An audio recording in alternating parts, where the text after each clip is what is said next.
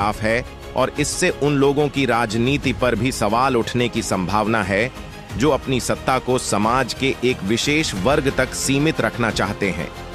विजय थालापति ने अपने भाषण में यह स्पष्ट किया था कि वह किसी पार्टी का मुखिया बनने नहीं आए हैं, बल्कि वह उन लोगों की आवाज बनकर समाज में समानता लाने का काम करेंगे जिनकी आवाज को दशकों तक दबाया गया है।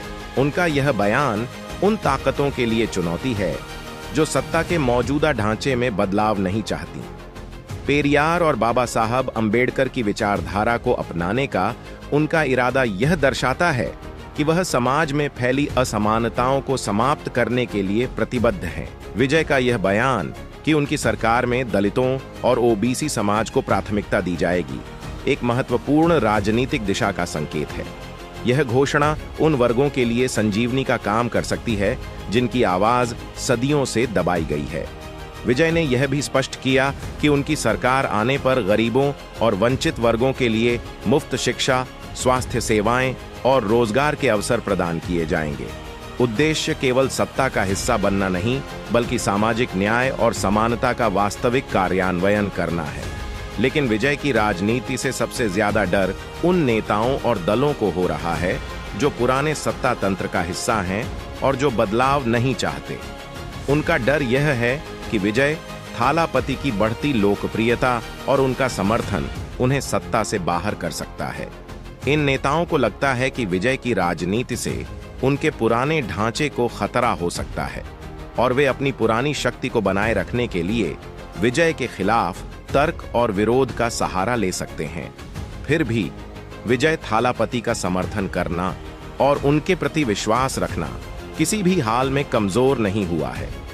जनता का यह विश्वास यह दर्शाता है कि विजय किसी एक वर्ग के नेता नहीं है, बल्कि वह समाज के हर तबके के लिए काम करने वाले नेता हैं।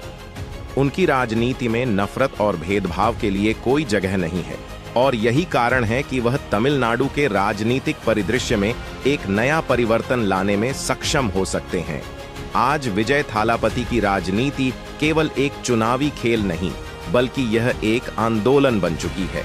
यह आंदोलन उन लोगों की आवाज को मुख्य धारा में लाने का है जो सदियों से दबे रहे हैं। विजय की बढ़ती लोकप्रियता और समर्थन यह साबित कर रहा है कि उनका राजनीतिक सफर किसी बड़ी छलांग की तरह हो सकता है। अब यह देखना है कि विजय अपनी योजना को कैसे जमीन पर उतारते हैं और तमिलनाडु के सामाजिक ढांचे में क्या बदलाव ला पाते हैं। उत्तर भारत की राजनीति में एक नाम जो लगातार चर्चा में रहता है, वह नाम है चंद्रशेखर रावण। उनका जीवन न केवल संघर्ष से भरा हुआ है, बल्कि उनकी पूरी पहचान उनके संघर्ष और दलित समाज के लिए किए गए कामों से जुड़ी हुई है। रावण का जीवन एक प्रेरणा है, विशेष रूप से उस समाज के लिए जिसे हमेशा दबाकर रखा गया और जिसे अधिकारों से वंचित रखा गया। चंद्रशेखर रावण का जीवन बहुत ही कठिन और संघर्षपूर्ण रहा है।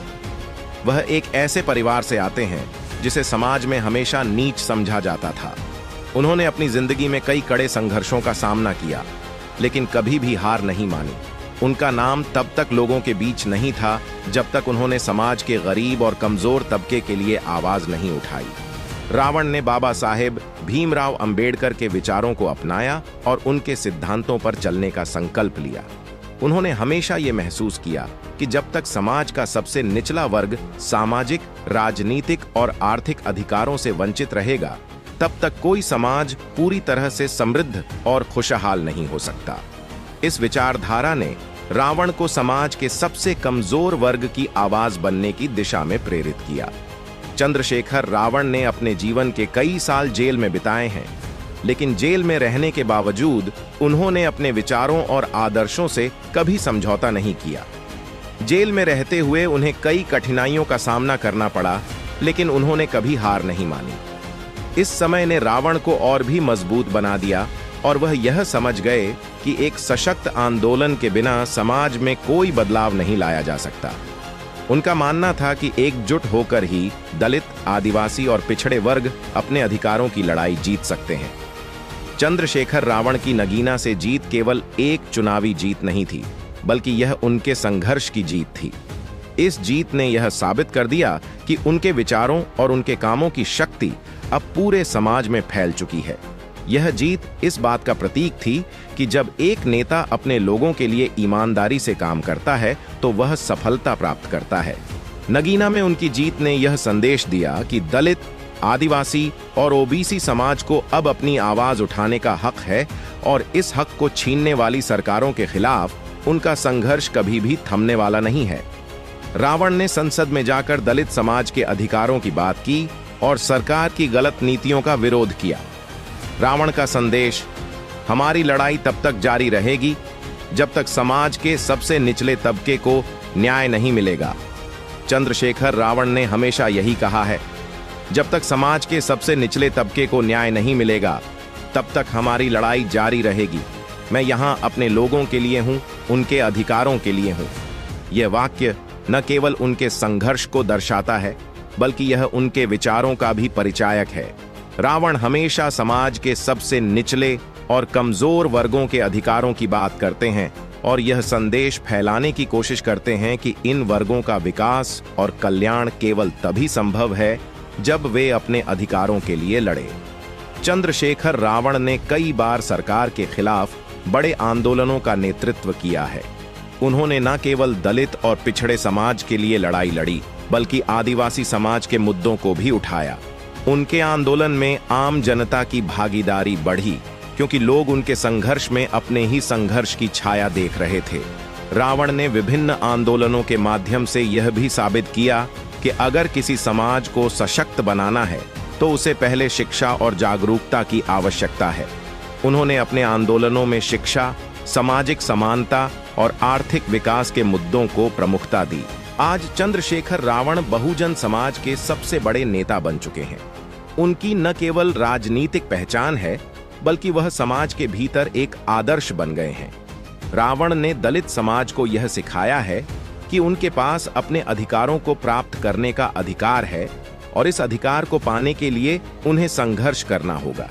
उनके नेतृत्व में बहुजन समाज अब एक मजबूत आवाज बन चुका है जो न केवल सरकार के सामने खड़ा है बल्कि समाज के हर तबके के अधिकारों की रक्षा करने के लिए भी प्रतिबद्ध है। रावण का यह संघर्ष केवल व्यक्तिगत नहीं है, यह एक समग्र आंदोलन है जो समाज के हर वर्ग को अपने अधिकारों के लिए जागरूक कर रहा है। उन्होंने हमेशा यह साबित किया है कि जब तक समाज का सबसे कमजोर वर्ग सही तरीके से सशक्त नहीं होगा तब तक कोई समाज समृद्ध नहीं हो सकता। चंद्रशेखर रावण ने जो संघर्ष किया है वह सिर्फ एक नेता के तौर पर नहीं बल्कि एक समाज के रूप में दलित और पिछड़े वर्गों की सशक्त आवाज बनने का प्रतीक है। उनका जीवन यह दर्शाता है कि अगर उद्देश्य सही हो तो हर मुश्किल और हर बाधा को पार किया जा सकता है। चंद्रशेखर रावण के संघर्षों से यह सीखने को मिलता है कि समाज के सबसे निचले तबके को अगर अधिकार मिले तो वह समाज पूरी दुनिया में सबसे मजबूत हो सकता है। उनका संघर्ष आज भी जारी है और यह सुनिश्चित करता है कि आने वाला समय समाज के सबसे कमजोर वर्ग के लिए न्याय और समानता का होगा। यह समय है जब दलित, आदिवासी और ओबीसी समाज को अपनी ताकत का एहसास हो और वे अपने अधिकारों के लिए चंद्रशेखर रावण के संघर्ष से प्रेरित होकर आगे बढ़ें। चंद्रशेखर रावण और विजय थलापति का गठबंधन भारतीय राजनीति में एक ऐतिहासिक परिवर्तन ला सकता है। चंद्रशेखर रावण जो दलित और पिछड़ी जातियों के अधिकारों के लिए संघर्षरत हैं और विजय थलापति जो युवा पीढ़ी और हर समुदाय में बेहद लोकप्रिय हैं, अगर एक साथ मिलकर चुनावी मैदान में उतरते हैं तो यह भारतीय राजनीति के लिए एक नया अध्याय हो सकता है। दोनों नेताओं का उद्देश्य समाज के हर वर्ग को समान अधिकार और अवसर प्रदान करना है और यही कारण है कि उनका गठबंधन उन लाखों लोगों के लिए उम्मीद का नया रास्ता बन सकता है जो आज भी असमानता और शोषण का सामना कर रहे हैं। चंद्रशेखर रावण ने हमेशा सामाजिक न्याय और दलित अधिकारों के लिए अपनी आवाज उठाई है, वहीं विजय थलापति ने समाज के हर वर्ग के लिए काम करने की प्रतिबद्धता दिखाई है। अगर ये दोनों नेता एक साथ आकर राजनीति में कदम रखते हैं तो यह न केवल एक शक्तिशाली राजनीतिक गठबंधन बनेगा बल्कि यह समाज में समानता, शोषण मुक्त और समृद्ध भारत की दिशा में भी एक महत्वपूर्ण कदम होगा। इस गठबंधन से यह साफ संदेश मिलेगा कि राजनीति सिर्फ सत्ता की लड़ाई नहीं है बल्कि यह हर व्यक्ति को उसके अधिकार दिलाने का माध्यम है। विजय थलापति का युवा वर्ग पर गहरा प्रभाव और चंद्रशेखर रावण की मजबूत नेतृत्व क्षमता इसे एक बेहतरीन संयोजन बना सकती है, जो भारतीय राजनीति के परिदृश्य को पूरी तरह से बदल सकता है। यह गठबंधन भारतीय समाज के हर तबके को एक साथ जोड़ने, समानता और सामाजिक न्याय की दिशा में एक मजबूत कदम होगा। दोस्तों, अगर आप यहां तक वीडियो देख रहे हैं तो बहुत बहुत धन्यवाद, जो आपने एक सच्चे अंबेडकरवादी होने का फर्ज निभाया। और अगर आपको कोई डाउट हो या कुछ ना समझ में आया तो कमेंट में पूछ सकते हैं। दोस्तों, आप इस वीडियो को किस जगह से देख रहे हैं, उसे जगह का नाम कमेंट में जरूर लिखिएगा। चलिए वीडियो को आगे बढ़ाते हैं। अब सवाल यह है कि इस नए गठबंधन से सबसे ज्यादा कौन घबराया हुआ है? डीएमके, एआईएडीएमके और बीजेपी जैसी पार्टियों के नेताओं में हड़कंप मच चुका है, क्योंकि उन्हें अब यह समझ में आ गया है कि दलित और बहुजन समाज के लोग अब जाग चुके हैं। वे अब केवल चुनावों के समय इस्तेमाल होने वाले वोट बैंक नहीं रहे। विजय थालापति और चंद्रशेखर रावण ने दलित और पिछड़े समाज को एकजुट कर दिया है। डीएमके, जो खुद को तमिलनाडु में दलितों का रक्षक बताती है, अब अपने ही राज्य में हार का सामना कर सकती है, क्योंकि विजय थालापति ने साफ कर दिया है कि वे अब पेरियार और बाबा साहब की विचारधारा को आगे बढ़ाएंगे, न कि सिर्फ जातिवादी राजनीति करेंगे। बीजेपी भी परेशान है, क्योंकि उनका हिंदुत्व का एजेंडा अब इस नए आंदोलन के सामने टिक नहीं पाएगा। विजय थालापति और चंद्रशेखर रावण ने अपने राजनीतिक सफर की शुरुआत करते हुए यह ऐलान किया है कि वे मिलकर दलित, पिछड़े और आदिवासी समाज को एक मजबूत और सशक्त भविष्य की ओर ले जाएंगे। उनके विजन का मुख्य उद्देश्य समाज में समानता, समृद्धि और न्याय स्थापित करना है। उनका दृढ़ विश्वास है कि इन समुदायों को हर दृष्टि से आगे बढ़ाना आवश्यक है, ताकि वे समाज में अपने हक और अधिकारों के लिए आवाज उठा सकें और उनकी स्थिति में वास्तविक परिवर्तन हो सके। 1. शिक्षा में समानता।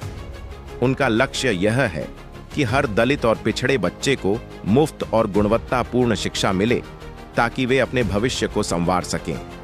इसके लिए सरकारी और निजी क्षेत्र में शिक्षा के समान अवसर प्रदान किए जाएंगे। विशेष रूप से ग्रामीण और पिछड़े क्षेत्रों में स्कूलों की गुणवत्ता और पहुंच को बेहतर किया जाएगा, ताकि हर बच्चा समान अवसर प्राप्त कर सके। 2. रोजगार और आर्थिक समृद्धि। दलितों और ओबीसी के लिए सरकारी और निजी क्षेत्रों में विशेष आरक्षण की व्यवस्था की जाएगी, ताकि उन्हें रोजगार के समान अवसर मिल सके। साथ ही छोटे व्यवसायों और उद्यमिता के लिए विशेष योजनाएं बनाई जाएंगी, ताकि युवा अपने खुद के रोजगार सृजन में सक्षम हों। 3. समान अधिकार और जाति आधारित भेदभाव के खिलाफ सख्त कानून। उनका मानना है कि जातिवाद और भेदभाव की कोई भी स्थिति समाज में हर किसी के अधिकारों को प्रभावित करती है। इसके खिलाफ सख्त कानून बनाए जाएंगे, ताकि जाति आधारित भेदभाव, उत्पीड़न और हिंसा पर रोक लगे और इन समुदायों के लोगों को उनके अधिकारों की पूरी सुरक्षा मिल सके। 4. स्वास्थ्य सेवाओं का विस्तार। स्वास्थ्य सेवा क्षेत्र में भी एक बड़ी क्रांति की आवश्यकता है। विशेष रूप से गरीब और ग्रामीण इलाकों में मुफ्त स्वास्थ्य सेवाएं उपलब्ध कराई जाएंगी, ताकि कोई भी व्यक्ति स्वास्थ्य समस्याओं से पीड़ित होकर इलाज के लिए संघर्ष न करे। इसके तहत मेडिकल सुविधाएं और अस्पतालों का विस्तार किया जाएगा। साथ ही दूर दराज इलाकों में स्वास्थ्य कर्मचारियों की संख्या बढ़ाई जाएगी। 5. सशक्त राजनीति और नेतृत्व। विजय थालापति और चंद्रशेखर रावण का मानना है कि राजनीतिक नेतृत्व में दलित, पिछड़े और आदिवासी समुदायों का उचित प्रतिनिधित्व होना चाहिए।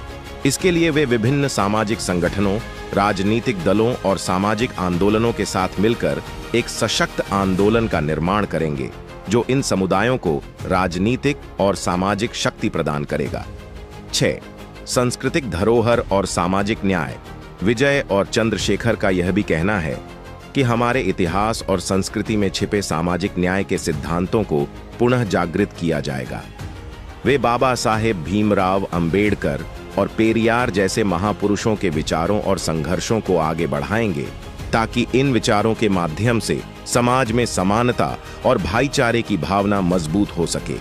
इस दृष्टिकोण से वे समाज में वास्तविक बदलाव लाने के लिए प्रतिबद्ध हैं, जिससे न केवल वर्तमान पीढ़ी को बल्कि आने वाली पीढ़ियों को भी एक बेहतर और समान अवसर मिल सके। यह समय है जब हमें एकजुट होकर इस आंदोलन का हिस्सा बनना होगा, क्योंकि हमारे अधिकारों और सम्मान की लड़ाई सिर्फ हम ही नहीं बल्कि आने वाली पीढ़ियों के लिए भी अत्यंत महत्वपूर्ण है। आज हम जो संघर्ष कर रहे हैं वह केवल हमारी आजादी या हमारे हक की बात नहीं है, बल्कि यह हमारे अस्तित्व और हमारी पहचान की रक्षा का सवाल है। हमें विजय थालापति और चंद्रशेखर रावण जैसे नायक का समर्थन करना होगा, जो हमारे समाज के सशक्तिकरण की दिशा में काम कर रहे हैं। वे हमारे लिए उम्मीद की किरण बनकर सामने आए हैं और अब हमें उन्हें अपना समर्थन देना होगा ताकि वे इस संघर्ष में और मजबूती से खड़े रह सकें। जब तक हम अपनी